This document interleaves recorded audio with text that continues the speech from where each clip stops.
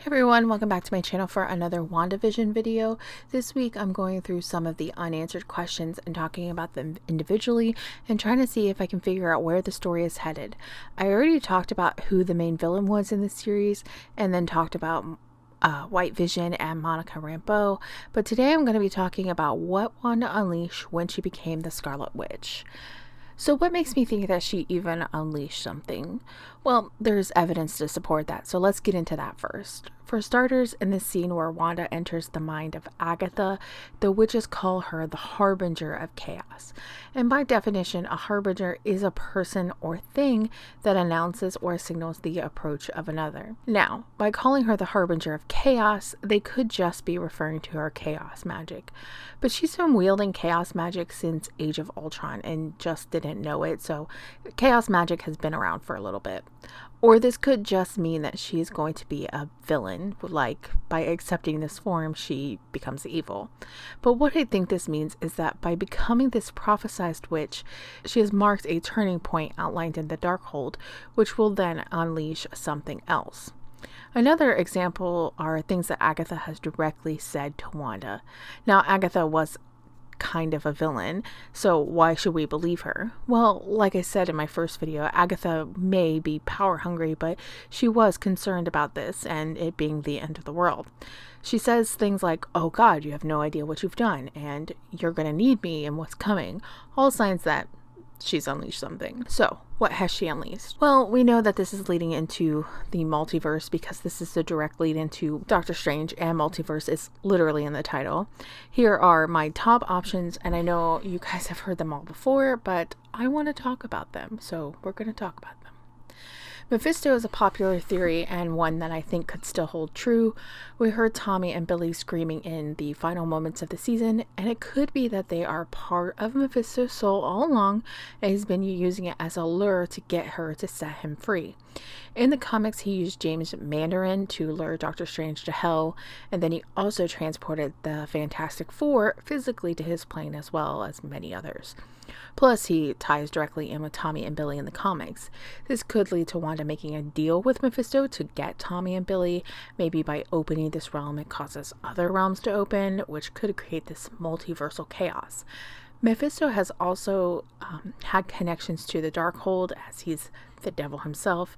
Apparently, at some point, he even imprisoned a demon named Darklove in its pages. Another option is still Nightmare. Nightmare has been a Doctor Strange villain in the comics, and in the comics, he terrorized Mordo in his dreams, and we know that Mordo is going to be in Doctor Strange. Nightmare can capture a sleeping person's astral form and bring it to his realm, so this could be something that we see happen with Scarlet Witch, Mordo, or both. I'm not sure if he is a world ender since he can only affect an individual who's asleep. However, his images and other creations can continue to haunt people when they're awake. But Nightmare has been capable of simultaneously subduing Earth demigods and Eternals and Elder Gods, so he's powerful in the fact that he can wield someone's worst fears. He's not even a thing that could really die because as long as people can dream, they can have nightmares. Although he has been defeated, he just cannot be destroyed.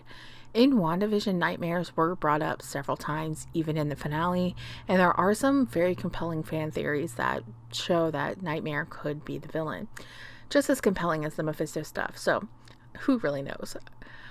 Personally, while I have been on the Mephisto train and still kinda am on, I'm starting to open up to the idea of the villain being Chthon, the elder god that not only created the Darkhold, but is connected to the Wonder Mountains and Wanda's magic herself. I talked about this pretty extensively in my episode 11 podcast. In the comics, the Darkhold is like 1 billion years old and was created by the elder god Chthon. He wrote all his evil works and spells onto indestructible parchment of flesh at this place called Darkhold. It was a chamber among the caverns inside the mountain, which later becomes the Wonder Mountain. Wonder has its own very long history as well, most of it tying back to Chthon or Scarlet Witch. In the 6th century, Morgan Le Fay was featured on Runaways, summoned Chthon there, and ended up not being able to control him, and Chthon's evil entered into the clay and wood of Wundagore. Later, that clay and wood was used to make a puppet by Django Maximoff. This connects to Wanda and Pietro because in the comics, he was their adoptive father after being asked by High Evolutionary to raise Wanda and Pietro. Then in the 6th century, Magnus, a disciple of Morgan Le Fay and among those imprisoned by the Chthon within the Wundagore Mountain, took possession of the body of Jonathan Drew in order to warn High Evolutionary of a demonic threat in the caves. When Chthon finally attacked through the host, he was defeated by High Evolutionary and the Knights of Wundagore. On that same night, though, a woman named Magna, who was sought refuge at High Evolutionary Citadel, reportedly gave birth there to twins, who later became known as Quicksilver and Scarlet Witch. So, Chthon is at the Wundagore Mountains at the same time that Scarlet Witch is being born. Then the rumor is that he touched Scarlet Witch, which gave her a latent potential for using magic. So you can see that Scarlet Witch really has a connection to this mountain, the Elder God, and the Darkhold. This could be the power that was unlocked by the Mind Stone, not necessarily her mutant gene, but this untapped potential of magic that Chthon gave her when she was born. So as you can see in the comics, there's tons of connections to the Elder God and the God of Chaos, which could be why the witches referred to her as the Harbinger of Chaos, since Chthon's the God of Chaos. But let me know what you guys think. Do you think this is Mephisto, Nightmare, Chthon? Do you have another theory? Let me know in the comments and I could do another video on that. I really appreciate anything you guys throw my way and I love talking to you guys, so just leave me comments. If you enjoyed this video, don't forget to give it a thumbs up and subscribe to my channel because I'll be doing these videos the rest of this week, and then next week I'll be getting into some Falcon and Winter Soldier stuff, what I plan to see for the show, and then some things to watch and read before the premiere next Friday.